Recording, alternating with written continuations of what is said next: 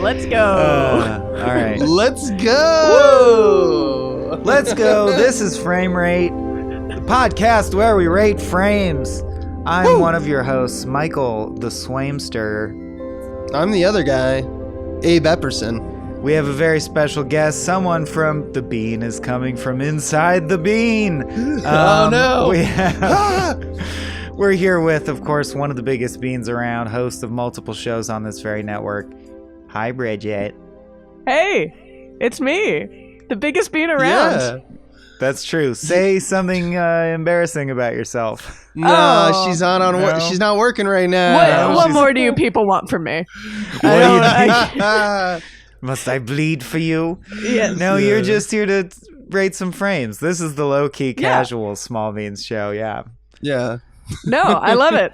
This is what the fancy school, the college I paid for was for. Exactly. Yes, exactly. What your actual career is oriented around.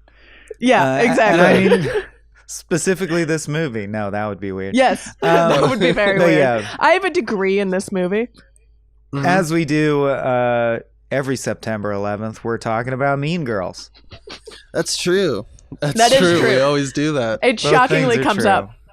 Both things I have never forgotten, so. That's right. I want to take a moment and we're talking about Mean Girls, and I want to take a moment to thank our patron John. John is the pick of the flick of the month, and he wants to give a shout out to Laura, his girlfriend, who is a Mean Girls fan. So John and Laura, thank you so much for making this episode possible. They requested you, Bridgett, so you should feel loved as well. I am honored. I'm very honored to be talking about this movie because it meant so much and informed so much of my childhood. Or like growing up. Oh, yeah. Ooh, good pick then. Good picks. Yeah. Thank you, John. Hi, Laura. More people should include shout-outs. We'll do that. Yeah. That's fun. That's very... a manifesto. That's a very like radio DJ thing to do, and that seems fun for everyone. Hey, this next one is a Mean Girls coming at you from John. He says, hi, Laura. Yeah. You heard it here first at KW Small Beans. Oh yeah. Bridgett, DJ voice. Let's hear it. Oh God, asking me to do voices. This is the only one I have. All right. This is it. Then why don't you use your voice to tell us about your pre-existing relationship with Mean Girls? It sounds like you've seen it before. Yes, please. No, this was definitely not the first viewing of Mean Girls for me. But yeah, this movie came out, I did the math, and I think I was in middle school. I was in 6th or 7th grade when this movie came out, so it was very poignant at the time, especially because I had just moved from a public school to the prep school my mother was working at for middle school. And then everyone told my mom to go see this movie with me, so I very distinctly remember watching it with my mother in theaters.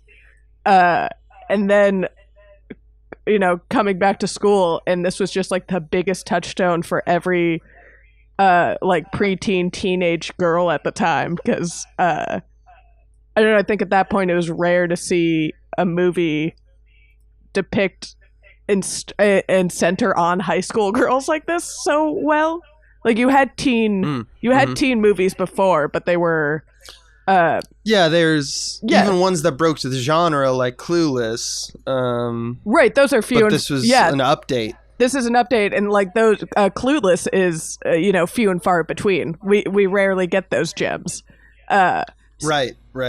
So it was great. Like everyone just quoted. It was like the Anchorman phenomenon, where you were just like either quoting Anchorman or Mean Girls all the time, which got annoying, but was fun for, I guess, me at the time. But also a scary a post Mean Girls world for a kind of like weird kid like me whose mom worked at a prep school, walking into that a post Mean Girls high school where everyone felt emboldened now to be mean was well, that's what I was going to ask. So what effect did it have on the real girl ecosystem in your life? Are you saying, because it sounded like you were saying, despite Mean Girls being about Mean Girls, what really happened is it became a shared lexicon and a touchstone that sort of was a medium to like all come together. But are you saying it also, in what ways did it embolden people to be Mean Girls? Did they not watch the end of the movie? At 13, I don't think you like absorbed those lessons. So like, yeah, it was a touchstone. We were all like quoting it and loving it. But I do remember it wasn't my school, but another adjacent school. There was a big scandal when someone put up an online burn book. Like it just gave gave shape to their right. It God, gave kids are monsters. Yeah, man. it gave a lot of like those quote unquote like the pre-existing Mean Girls like a lot of ideas. Sure. But at the same time, it just informed. Like again, we were quoting it all the time. Still to this day, people quote it nonstop. It was such a big. People were like they nailed the way girls dressed at the time. They got so much right, and so it felt so real, even though it was obviously this ridiculous heightened comedy movie. It felt exciting and both scary to be like, oh, that's us on screen, and then people kind of just fell into their niches, for better or for worse. Do you remember any of the quotes that were the most viral or most relied upon? I mean, she doesn't even go here. Huge. Oh, yeah, that is a good one. She doesn't even go here. You can't sit with us. Was up. Well, that's the worst idea to give kids. Just you can't sit with us. Yeah. I mean, stop trying to make fetch happen. That's stop the one I was about to bring up. Stop trying to make fetch happen. It's not going to happen. That was huge. Yeah. That was so huge that 9 years later, the White House tweeted that in joke. Really? Yeah. Yes. In 2013. I remember this, but I had forgotten it, but I found it when I was researching this. Obama, the White House, remember when Twitter and the White House, that was like a thing? Yeah, remember those we days? We weren't afraid when of it. When they would post photos of Obama's dog and holding right. a tennis ball in his mouth. Yes, I remember this Bo, tweet. Stop trying to make fetch happen. 9 years later. Just this week, I saw a tweet tagged on like a Hollywood Reporter article about them rebooting Fletch, the Chevy Chase vehicle, and Amazing. I didn't get it until I watched this movie again. Stop this trying time, to make Fletch happen. The tweet was "Stop trying to make Fletch happen." Man. It's not going to happen. Yeah, it's a meme. Yeah. There was a point it's in the full meme. there was definitely a point in my life where I could quote this movie from, like, I could do the whole script if I watched it. There was definitely a point in my life where I could have done that. Oh my God, dude! I can't believe you think I like attention. Yeah. I remember someone almost successfully convinced me to do the Kevin DePore rap at a talent show. I did not. Oh, that rap is not that good. It's not that good. At the time, I thought it was hilarious. Yeah, it's not that also, I read a piece of trivia on IMDb that doesn't feel great, in that Amy Poehler and Tina Fey were coaching that actor on how to rap before the scene. Right. Yeah, it has. Well, also an out gay character gets assaulted on stage and nothing's done to follow up about that. The shoe to the head. Yeah, that's like that. Actually, you know how anyone getting hurt is usually funny. I don't know. That moment was too real. From 2020's eyes, I was like, oh no, someone help that young man. This is like, I was also worried the whole time. It made me immediately worried I thought that it was credible that they were going to gloss over the teacher making out with students. But fortunately, a little later, Tim Meadows is like, no, he's fully fleeing the police right now. So I was like, okay, so that means, I don't know. It was weird that both were presented in the same movie because I was like, but we're also in a heightened fantasy world where teachers can see a shoe hit a kid in the head in the middle of a talent show and nothing is done. So they kind of fudge it, and there's just things that from 2020's vantage point seem dated. Oh, but yeah. it's an old movie, so that's not completely unexpected. It's watching this now, I haven't seen it in a couple years, but my memory of it is still pretty vivid. But watching it now and picking up on those kinds of moments, it just reminded me about how my dad talks about the movie Animal House, and that being one of his favorite movies as a kid, and going to the theaters and watching it a bunch of times, and then me seeing it and being like, I'm uncomfortable with this movie and don't find it funny. Mean Girls definitely not quite to the extent of something like Animal House, but has a couple of those jokes where you're just like, yeah, that's not that great anymore. The depiction, and for generations later, it's going to be Animal House. I think about that all the time, about the sliding scale of time, and how it comes for us all. It comes for us all. Well, comedy also is rooted in time and extra disposable in that way, as many have observed, but it is trippy to think about how Animal House and then in its turn Mean Girls will become totally meaningless, like to the point of Elizabethan culture is to us. Right. Like it'll be interesting because of physical media. Like let's say in 200 years, if someone somehow stumbles upon Mean Girls, it would be such a bizarre time capsule of like aliens just doing weird shit.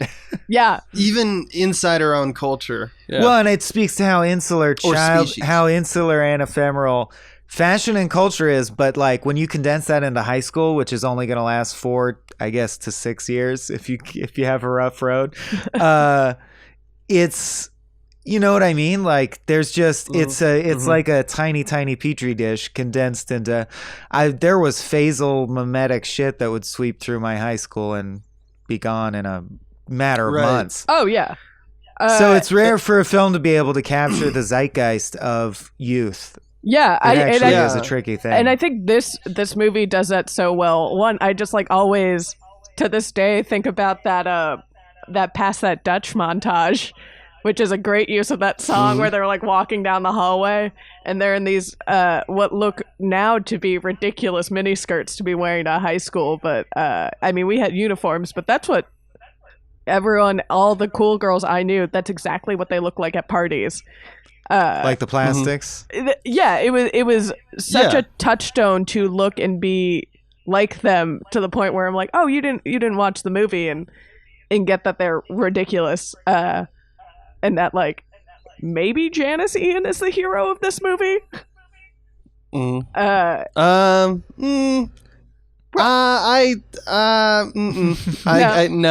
she doesn't really. She doesn't go through an arc. She doesn't change. She doesn't change, and she isn't the moral center of the film either. No. She does get a beat that is traditionally occupied by the moral center, but I think that she's wrong because she's equally manipulative. Oh, yes. Than everyone else. I think she's wrong in like the cracked sense where we could write a good bullet pointed list about like the issues with her moral superiority in this movie. Like if you think about it, she doesn't really have much of a moral leg to stand on. No. But what's her character name? Does anyone remember? Are you talking about Janice? Janice is the character. Yeah, Lizzie Kaplan. Lizzie Kaplan. Lizzie Kaplan. Yeah. Okay, great. Yeah. But I do want to talk about structure. I'm really glad it went that way because. So, Abe, how do you think this movie is structured? Is it structured like television is structured? It's a great question. Yeah. What would Lizzie's role be in the standard? This is a great time to define intra and inter. Like I guess disciplinary editing. It's always a great time for that. Because I'd say that rhythm and pacing are different, right? When we talk in terms of like filmmaking, what rhythm is within a scene, and pacing is supposed to be scene to scene, right? Yeah. Mm-hmm. And the reason I separate the two is that I think that this is a very misleading structure because the pacing the scene to scene throws us off, but it's basically just a paginated format of something like Clueless or something like Can't Hardly Wait. In its DNA, it is definitely a teen comedy drama. Which like comedy drama meaning like Can't Hardly Wait, 10 Things I Hate About You or whatever. It's well trodden. But did you find that it was structured like a film? Because to me, it felt almost like a condensed season of a good sitcom. I'm so glad you mentioned that because that's all I wanted to talk about because the editing in this movie, in my opinion, is fantastic. And it's also because it comes from a place that I think that we have to there's kind of elephant in the room. This type of editing is what I think created us, meaning Swaim and Abe's editorial process. Like we are doing these kinds of things. The overall pace that is like reminiscent of a lengthy montage in something, but also is over within, like if you take a stopwatch to it, the pacing of this, if you look at like what is a scene and whether that is basically it comes down to two things. It comes down to two things, but like there's basically there's a trope of teen films that have narration, and that is definitely how this movie moves so quickly, but it has four basic ways in which it does scenes, and those really are just two ways. And so I wanted to unpack that. Let's think about like when they so when you think about Abe's going on one. Get ready. Let's do it. Yeah. So when you think about this there's movie, two, you think there's four, there's eight. There's two, but here's four. So there's four ways in which scenes operate in this movie: direct-to-camera exposition, or just saying like character details. That's not that's usually the random asides that we get with like people like Tim Meadows saying like Regina is like this, right? Or whatever, all the girls in school talking about, or that's one. We get flat out montage of just like B-roll of the high school over Katie's narration, right? We get phone calls between the plastics. That's another trope.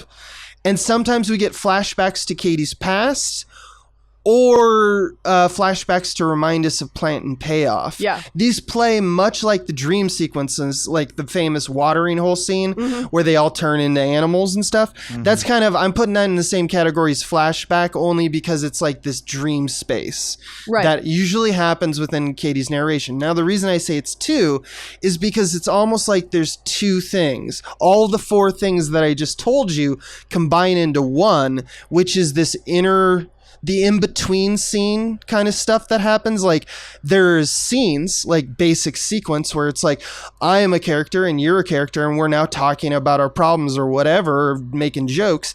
And then there's this other thing that is pick one of the four things I just outlined over music, over her narration. There's like nodes and bridges. Yeah, exactly. And what's crazy about this movie, and the reason it's so, like, I think you're very right, Swaim, to point out it doesn't feel structurally aligned with what we typically see in these kinds of movies, is because everything moves. They paginate it in a way that everything moves about, even the scenes themselves. No sequence, no node or bridge is longer than 2 minutes. So it's TV speed. Yeah. And it's also so there's also a period in traditional screenplays of this nature called fun and games. And you kind of try to maximize fun and games, period. But I mean, if you go back to the 70s and you'll see a movie like this, it's like the first act is setting up and then the middle Right. act is fun and games. So it's Right. like an Oreo cookie that's evenly distributed. This movie is like an Oreo cookie where they mechanically, chemically made it all cream and it has the thinnest possible skin of Oreo cookie shell around it. Right. It's like the opening scene is literally 90 seconds of a literal elevator pitch, like her just saying it could word for word have been how they sold the movie in the room. Is her saying, I'm from Africa. Yeah. so I was in Africa, but now I'm here. It's gonna be like this is crazy. Yeah. Well, you know what I mean? It's gonna be crazy. 90 seconds, boom, the rest of the movie is fun and games. It's amazing. Like the rest of the movie's payoff. Well, that's what I love. I think it's kind of the opposite of like a Judd Apatow comedy, because this movie wastes no time. You were talking about the editing. There's not like a beat after a joke that you wait for. Like it cuts immediately after the joke. And I think you look back, this movie came out in 2003? 4. 2004. So that's, and 30 Rock started in 2006. So this is Tina Fey coming right off of SNL. And you can see that in that, like, there are sketches within, like, all throughout what you were talking about, those 4 kind of like montagey bits. There are sketches throughout the movie. They're sketches. Exactly. And what, like, going back to what I was saying about a Judd Apatow movie is if you look at a lot of them, they stop being comedies in the third act. And a lot of comedy movies do this. They stop making jokes in the third act. And this it goes movie, joke act, heart act. You got to have the heart act. No, that you're absolutely right. That is exactly right. The way in which you just said it. It's insane to me how it's not like I'm not gonna necessarily say this is the only way to make a movie, but it's just better than the current incarnations of comedy that we have, in my opinion. And this is where it happens. This is where I am becoming old. This is where I go, they don't make them like they used to. Mean Girls is like they used to, because it's like it's a 90-minute comedy. Like we don't get 90-minute comedy. I was cutting my teeth and it was like the best of that time. Yeah. You know, like 2004 is perfect because I just got out of high school and I was starting to try to become a real person. And I was like, well, comedy's good and I'm kind of funny. What's really funny right now? Oh, Mean Girls. Right. You know, and then you realize that they like these things have like a speed to them. You break a stopwatch out and they have like it all kind of coalesce. I mean, and look at to this day, like that's I mean, obviously, Tina Fey was, for me, a comedy nerd growing up, was a huge, and still is, a huge idol of mine. And if you look, like, this is quintessentially her style, where it's just breakneck jokes per minute. When you look at 30 Rock, and it's just jokes per minute, or even something like Unbreakable Kimmy Schmidt, the more modernized version of it, it's still joke after joke after joke, and it doesn't. You can move a plot along and still be funny. It felt so connected to 30 Rock. That was something I got out of watching it this time specifically that was very pleasant. Was like putting it in the context. It's worth a rewatch just to contextualize it in Tina Fey's career and be like, and Amy Poehler's for that matter, going on to Parks and Rec. It's like, you can see traces of both of their stylings, because we know they're styling so well at this point, melded together. It was a super group in disguise, because it came before they did bigger things, you know what I mean? And of course, Lindsay Lohan, and it's good to see her. She's doing good, I hope. This was like, I personally I found her unobjectionable.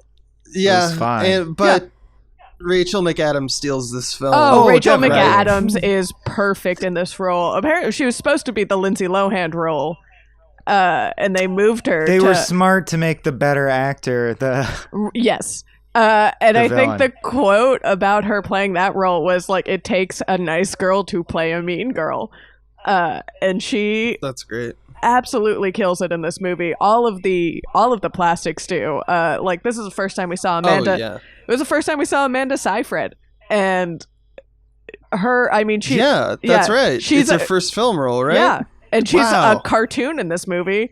But like, she was also one of those who just delivered like those incredibly quotable lines, like the 30% chance it's already raining. Yeah, is brilliant. Right, and likewise, Lacey Chabert as Gretchen Wieners probably has my favorite line. Like, we should totally just stab Caesar. Oh my god! Like it's that whole Caesar, monologue is so fucking good. It's so good. That whole Caesar rant is brilliant. And then just her talking about like the white gold hoop earrings she got for Hanukkah. Right. Still makes me laugh. It's still it's a good joke. The three plastics are perfect in this movie. Lindsay Lohan is fine. It's nice to remember like, oh, she was probably doing well at this point in her life. Right. Yeah, for me, we thought she was the gonna heights were the phone call sequences. I just never get. It's like the bones are their money sketch, and I think you should leave. It's the best part. It's the part that shines. It's the best part, and I think it's because when you are a phones now, you have ultimate editing control, and editing is where this style of humor shines. So it's just like, oh, we're in phone call land. The jokes can go super speed, and we can classically play with over and over. You don't know who's there. Someone else is there. The line is different. Yeah. There's so many ways for it to go, and I just couldn't get over how good the phone call scenes are in this movie. I definitely have stolen direction. In fact, I can actually think of times I actively was like, oh, that's really good. I should save that. And then I like used it in Agents of Crack. For phone calls. The phone calls, because think about one thing that there's a phone call between Regina and Katie when they talk about the protein bars. Yes. Where it's before she knows that she's gained all the weight from the protein bars, and it's side by side. And there's one thing that all films that do phone calls do that this doesn't, or rather, I guess you can also define it as this does something that other movies don't, and that is that those shots are not static. They don't stick to a single frame where it's like, hey, this is their shot. Right. Yeah. It cuts. So you're watching two movies now. It pans, it cuts, it tilts. Also, and I was like, "Oh shit, you can do that. Your brain can take in that much information. Wow, yeah. You can side by side, and you can get away with it." And once I realized that, I was like, "Well, then now it's like, why not show two movies when you're showing one movie?" Right. And so Regina's shot like pans and cuts to show. It like cuts to the TV, cuts to her little sister who's dancing. Great background it cuts gag. to the dot. Right. It's just another the director knew what he was doing, which is funny because we actually have covered this director before on this podcast. Yeah. He's done a lot of teen movies. He's worked a lot with Tina Fey, but that's not where we actually covered this. Tell me we covered he directed this fairly White recently. Snake, the lavish Chinese CG kids movie. The director is Mark Waters, and he directed House of Yes. So frame rate. Friends. Wait, give me a second to think about what that means. House of Yes and Mean Girls. That's very interesting. Okay, go on. Yeah. He's directed a lot of Tina Fey vehicles, and also including Freaky Friday. I liked House of Yes, but he's lucky to. I feel like Tina Fey elevated his career somewhat. Yeah. Right.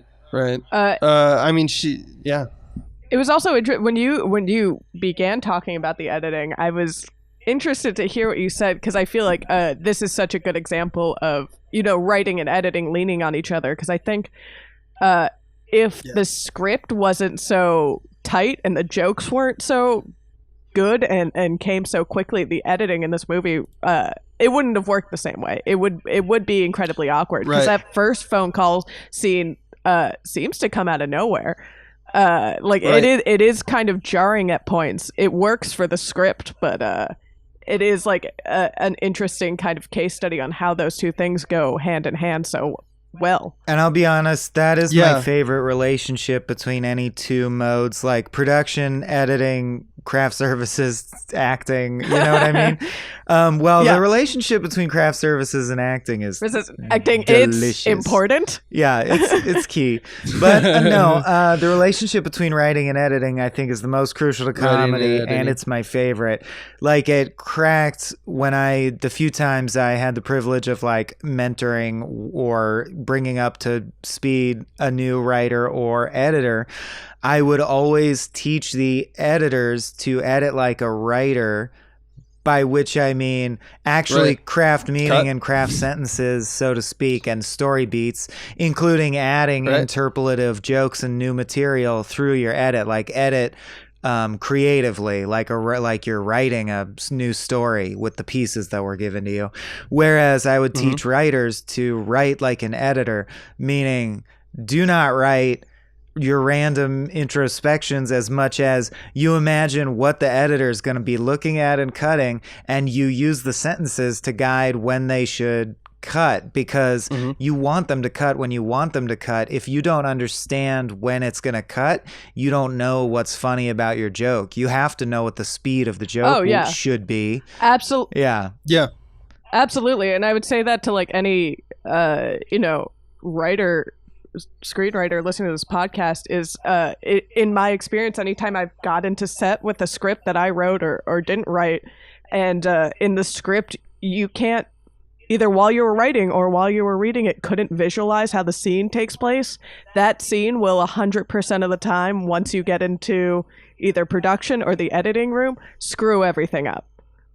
If you can't visualize it on the page or while you're writing it, that scene is 100% of the time where things are going to fall apart in production or the editing room or the overall movie.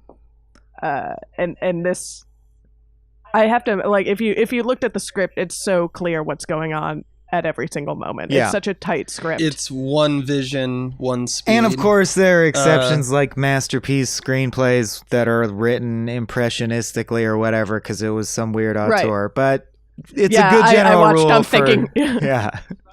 It's about the words they're not saying. So. Well, Nightcrawler is a great screenplay, but it doesn't, like, for example, tell you what is happening on screen. The director had to, or had the freedom to, bring that all to bear when they got to set. But anyway, comedy's about clarity, baby. Yeah. There's a way in which there's a few times that this film throws, kind of in the same editorial conversation, tries new things and only does it once in a way that I would say that's not typically... wouldn't work. Yes. But then it does. I have a big one with this, what you're saying, but go on. Well, the one I thought of is the one when they reveal that Regina says anytime she hates like a piece of clothing. Is that your example as well? That was exactly what it took me. I've watched this movie so many times. I would say maybe around the 5th viewing, I understood that. Wait, what is it? There was a flashback in there. Let Bridgett tell it. Okay. Yeah, Abe. So they're in the scene when they're waiting, or Regina meets Katie waiting in line to send out the candygrams. And they're having a conversation. A girl walks by, and a random high schooler walks by, and she compliments her skirt. The minute she walks away, Regina George says, "That's the ugliest effing skirt I've ever seen in my life." Right after that, Katie has a flashback of her saying, "Oh my God, I love your bracelet. Where'd you get it?" Which is exactly what she said to that girl. It happens so quickly that it's kind of hard to catch what happens in that moment. That Katie is realizing that Regina is lying to her just as much as she's lying to anybody. Regina probably said that behind her back when that happened to her. Exactly. No, we literally saw it before in the film. It's just, it was so long ago, and this movie goes so fast that you weren't told to pick it up. So it's like it's a reverse plant and payoff. Although, I think they're throwing a lot of things at us here, and I think they get away with a lot in the shuffle, but they also don't, and that's a symptom of that system of just throwing a lot of things at us. Like I agree.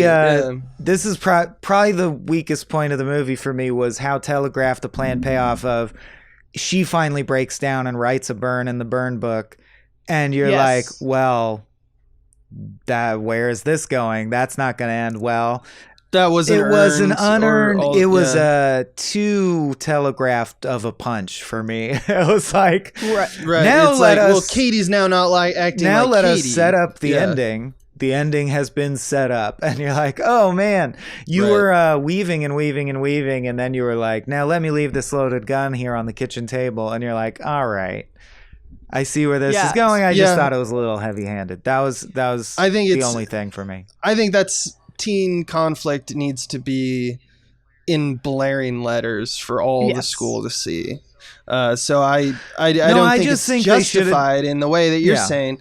You're absolutely right. I just think that it's just They should have tropey. done the You classic know? trick, which is it always works, and it's really the only thing you can do, which is make the fact that she wrote in the burn book the conclusion to some other plot point, because things can be two things. If it's the conclusion to something that was set up earlier and we don't know it's also a setup for a next beat, then you can't definitively know. The only reason that scene could possibly exist is to set up the ending. You know what I mean? They're so good at shuffling and playing the shell game. I just thought that was an area where you like caught them slipping. They could have played the shell game there too, and they missed it.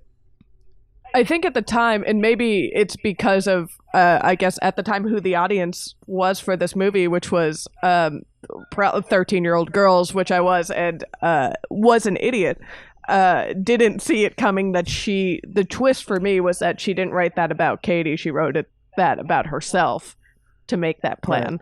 So that twist at the time worked for me. Oh, I did see that coming. Maybe it's because I'm 35 and I shouldn't hold it against the movie, and you've seen a lot more movies than 13-year-old Bridgett has. That's true. But also another thing I picked up on, which was incredibly telegraphed, and maybe this is just like, I don't know, I rolled my eyes at like too clever writer foreshadowing. Mm-hmm. They mention the bus thing comes up so many times. Like she says her crush hits her like a big yellow school bus the first day she walks into school. She almost gets run over by a she almost gets run over by a bus. She fantasizes that she does.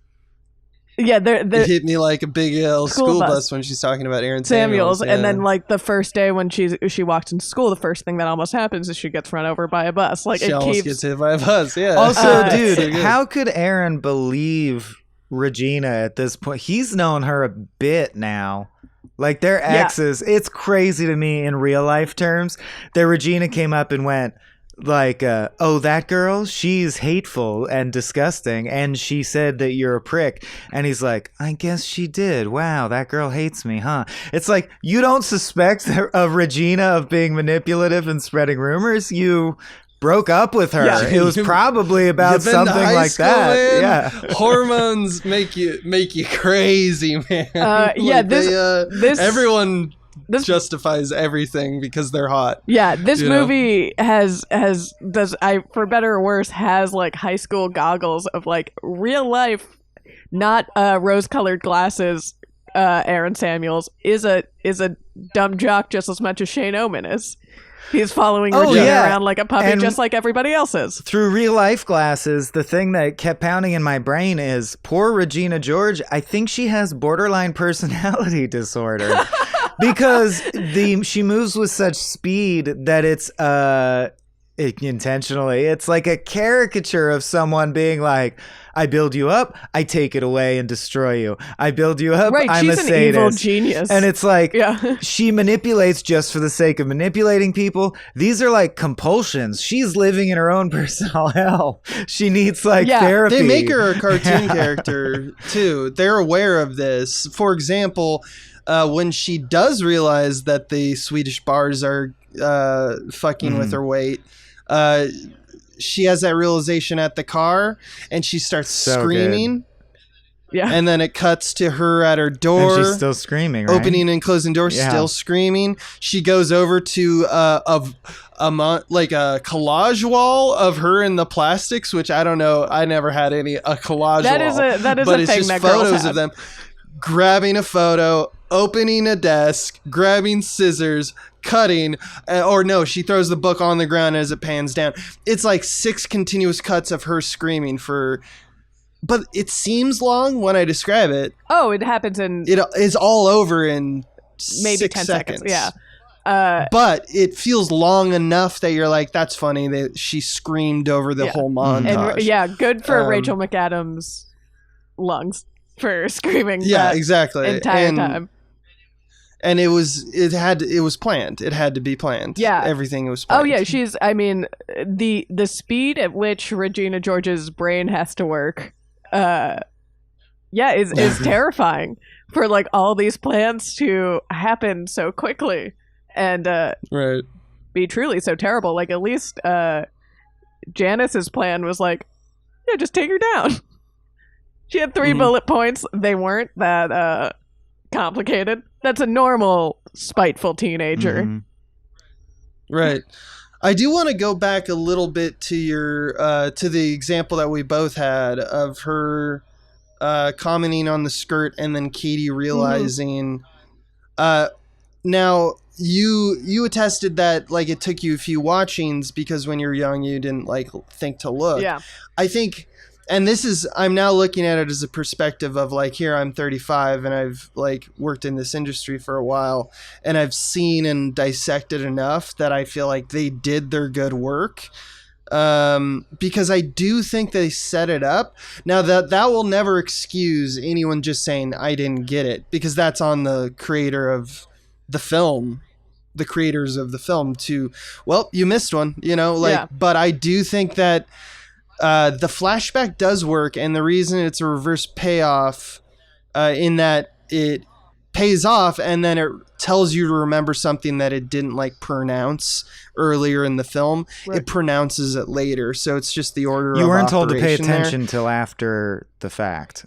Right, and that is a flaw. That is a flaw, but I don't think it's you're allowed to do it though. It's a thing. You're allowed to do it, and I just wanted to go to bat for this movie that because of the things like when we cut to I keep going back to it, when we cut to like Tim Meadows or someone else saying like Regina's this, or just the chorus of the school direct to camera, like kind of like The Office, but like less documentary, those bits of the movie, because at any time you have the expectation and the speed of the movie allows it to, like, if you cut to something drastically different, our brains are already attuned because the language of the movie has been teaching us to be like ready for anything. At any time, her narration can come in. At any time, a monologue can be shared by multiple people, cueing in different lines of dialogue. So because of this kind of throw everything at the wall kind of strategy, it doesn't feel out of place. Whereas, like, think about a movie that didn't operate like this, and then you did a reverse plant payoff like that in that movie, it would stick out like a sore thumb. Yes. So it's just another one of the things where it's like, not only are the editors and directors and creators and writers, they're all aware of the pacing and the timing of it, and it's all elaborately planned because they're like, that's how our movie moves.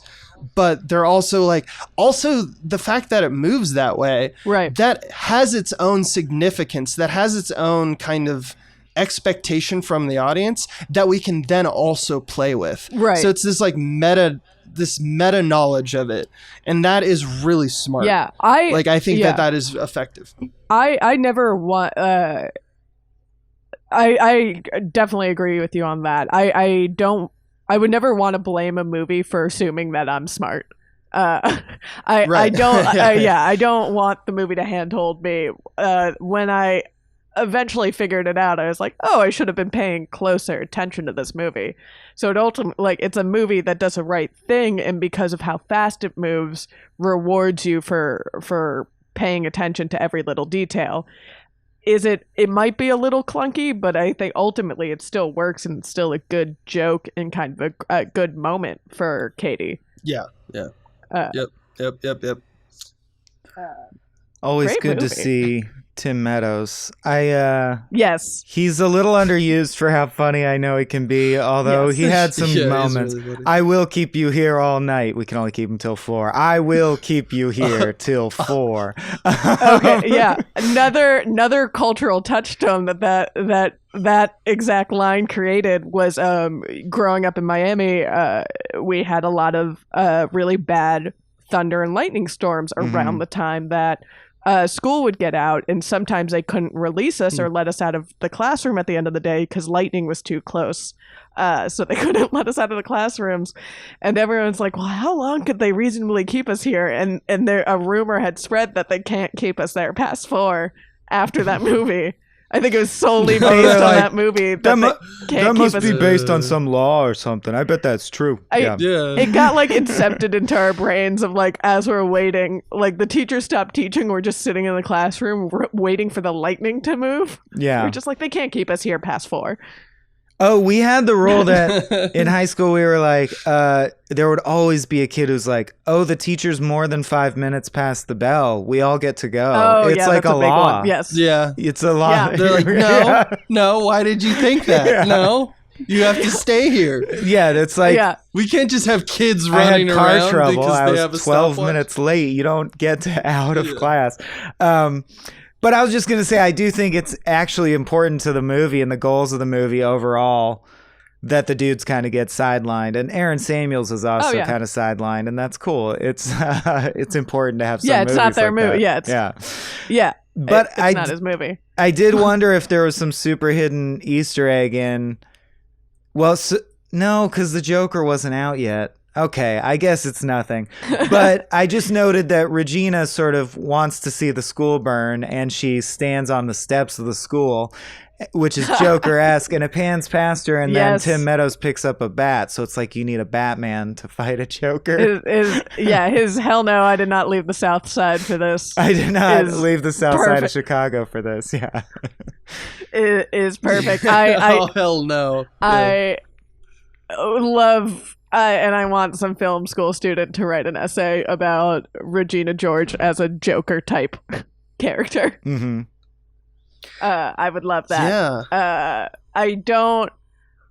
The whole thing about the Joker, though, is that he was disenfranchised his whole life, and the whole thing about Regina George is that she's incredibly privileged. Yeah. Yeah. Yeah. So I'm not sure, but that kind of privilege leading to you just wanting, like, being so careless and just wanting to watch the school burn at any cost. Yeah.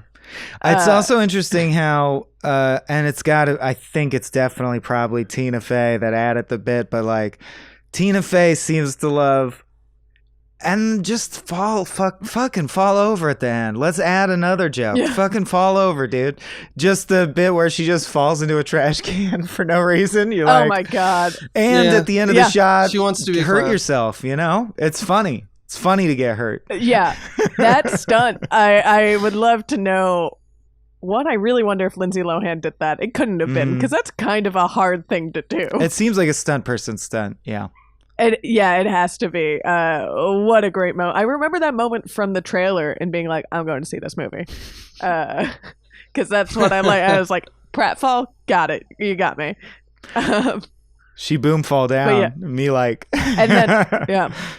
That and the whole scene of them in the gym afterwards, like after the whole school goes into calamity, and you get that great line from that kid, "Mom, can you pick me up? I'm scared," which was another one that caught on like wildfire. But that whole like sharing your feeling sequence is another perfect, just like joke after joke after joke. Karen talking about Gretchen shitting her pants at a Barnes and Nobles. The girl in the wheelchair trying to do the stage dive, which probably, I don't know if that's cool now anymore. I don't know, but it's such a perfect joke machine. And then they managed to make that an important moment. But oh my God, that scene is so funny.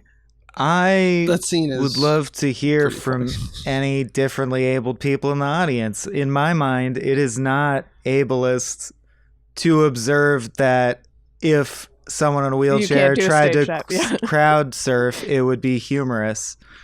I don't think that's ableist, but let us know in the comments. Yeah. Yeah, I'm curious exactly. what people think. That was my read as I was saying it out loud. I was like, I'm not the person to say whether or not. But it's not me. It's not on me. A line I want to know, did anyone ever catch on to, I'm not a regular mom, I'm a cool mom? Oh, yes. Okay. Oh, my God. Amy Poehler killing it. Huge. Her dancing alongside of the Jingle Bell Rock, too, is... Did you guys ever have perfect. a friend like that? I had one friend who weirdly owned his mom, and it was really unsettling.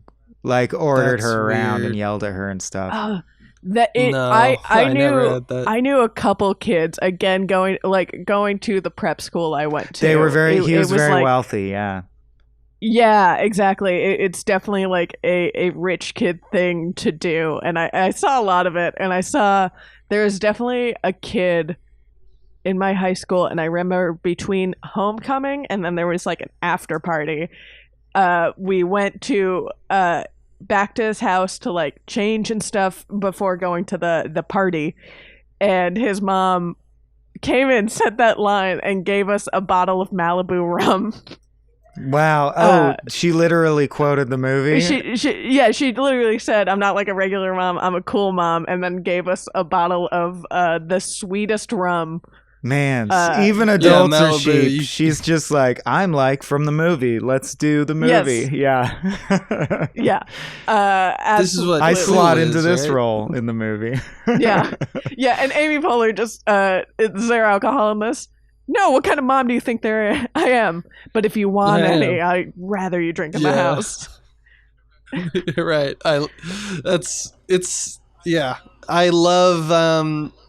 I love that bit, and it's a common trope where it's like, I'm just floating this like to be cool, but really I do want it. Yes. Though. So like it's not working. So yeah, I'm just going to ask straight up, just ask for can approval. I be involved in this?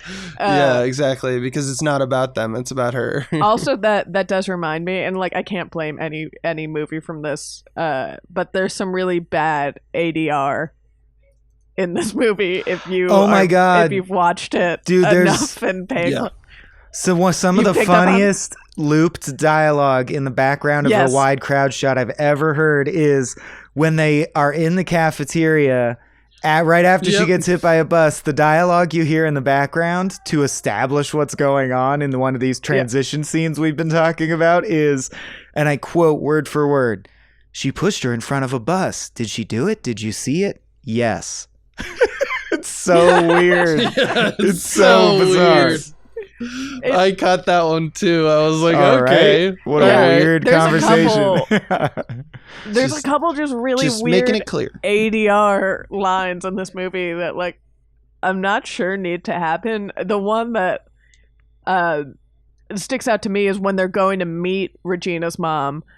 And Gretchen goes, check out her boob job. And then there's a weird ADR line that just goes, their heart is rocks.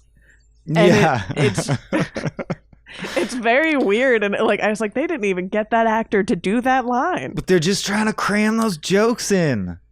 Yeah. It's like so much silicone in a breast. Jokes in, but yeah, I think it is that. I think it is just jamming the jokes in. But I think it's also the thing I was talking about the meta awareness of the pacing's effect on the film and how people there has to be a it. line here because it has to go boom, boom, boom, boom. Yeah. If it's not, it feels out of place in this movie, because rewatch this movie and just think about how fast your attention is being distracted.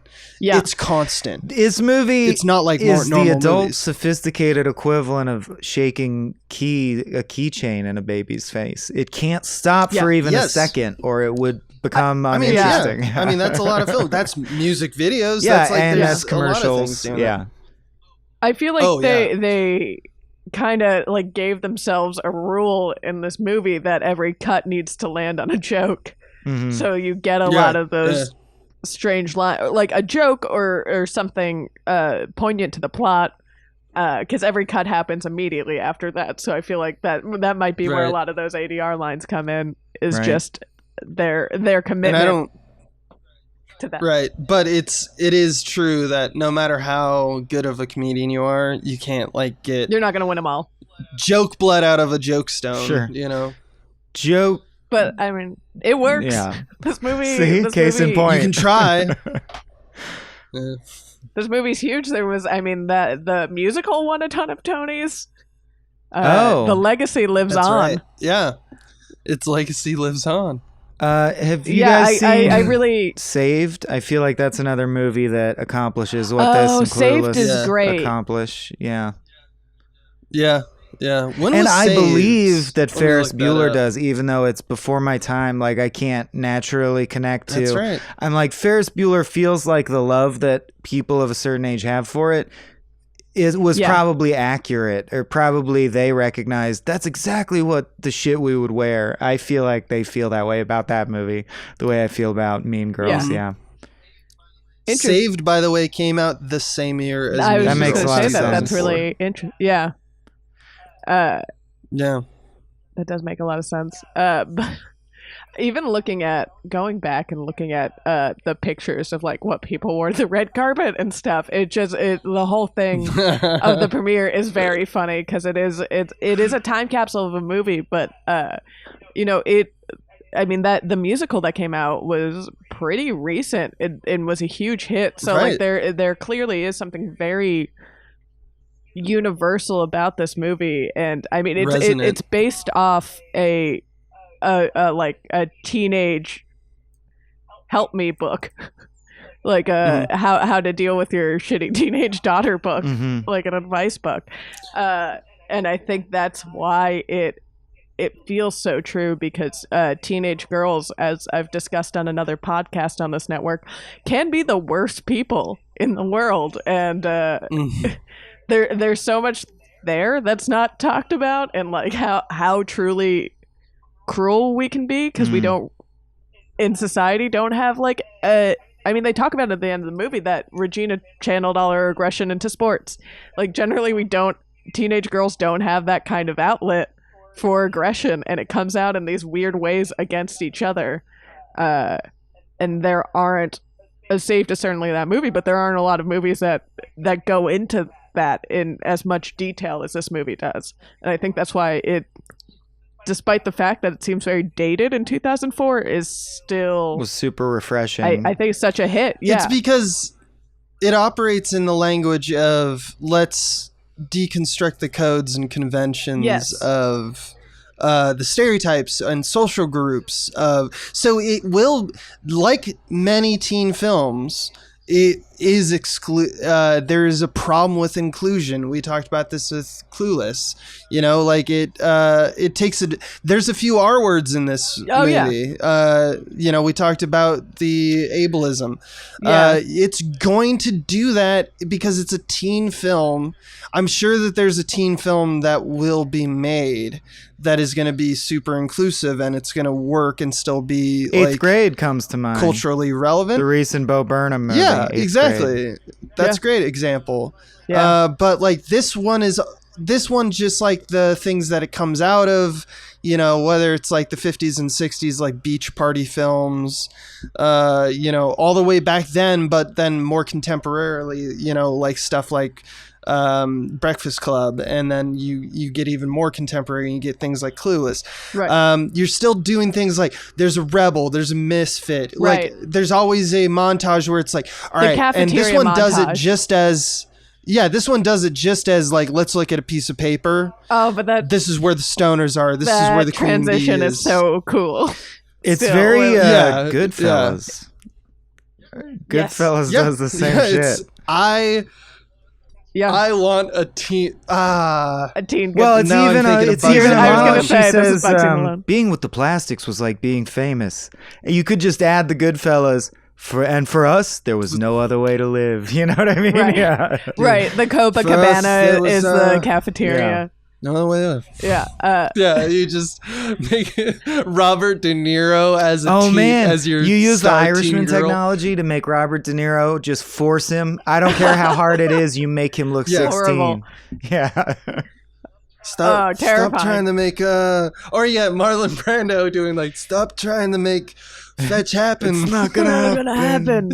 It's not gonna happen. It's not gonna happen. It's just, yeah, they operate by the same kind of logic of like, here's an inside look. If you follow these people, are identity characters, and in this it's Damien and Janice, and of course Katie. You're gonna get an outside observer's opinion of like how this all works. Yeah. And so I'm both a part of the system and I'm outside of it.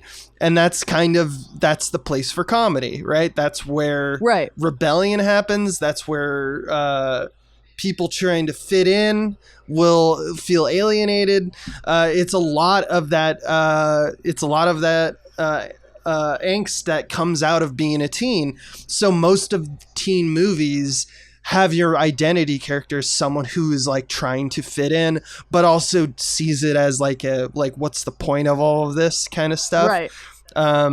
That's why I think in its DNA, Mean Girls, even though it is kind of like a hyper quotational comedy, it's in its roots, it's just a teen film. So the structure of it and the beats therein are very standard. Yeah. It's just the pacing and the rhythm are really freaking fast. Yeah, it's that like Tina Fey super whip smart joke a minute writing, and then it's based in this like, I mean, and again, I think it's a testament to the source material, which I can't really speak that much to because I have not read, but a book written by someone I believe is a psychologist, and is kind of written in this like this clinical book about teenage girls. So it's informed. That's right. That was what it even says that it's based on it. But that, if I'm correct, is a non-narrative. It's kind of like, because I remember after the movie.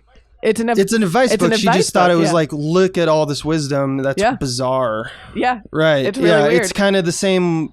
It's in a way, it's Charlie Kaufman looking at The Orchid Thief and going like, I'm going to make adaptation. Yeah. And if you catch any of those references, the book and the movie couldn't be farther from each other. No, I remember after loving this movie so much and being a comedy nerd and a general nerd, I was like, I want to, it's based off a book. Let me read it. And then like pulling out this book, and I was like, oh, never mind. And being a little disappointed. But now I think it's why this movie has so much longevity to it.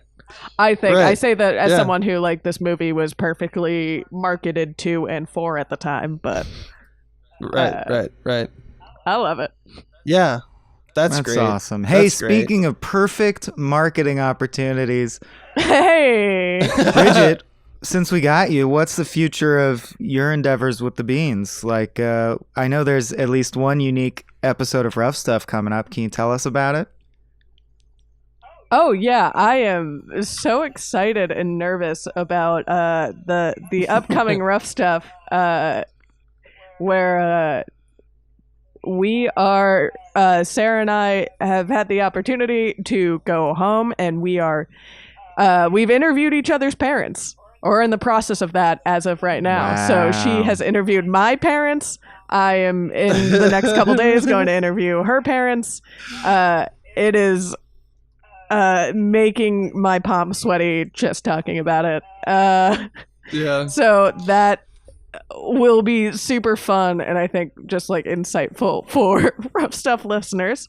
So look out for that one. And we're still watching Fast and Furious movies. That's right. Because you can't stop me. Oh, you guys are so I'm close. sad that it's so close. I have to ask you because like it's killing me, because I don't want to alter anything, and I'm hoping. Well, I don't know. I'm not going to reveal anything, but has there been anything that has really surprised you based off Sarah's, like stuff that you just didn't expect, or stuff that you expected and it never happened? Like, I want to know so bad your guys' like internal logic of like, oh, this is how I read the movie, and you're like, oh, I did not think that at all, or I did not expect you to have that takeaway. Has there been one observation that she's made that is really like I don't know, been notable, I guess? I don't know if there's one. I am just continually shocked about I don't know why I continue to be shocked about how little she knows about these movies.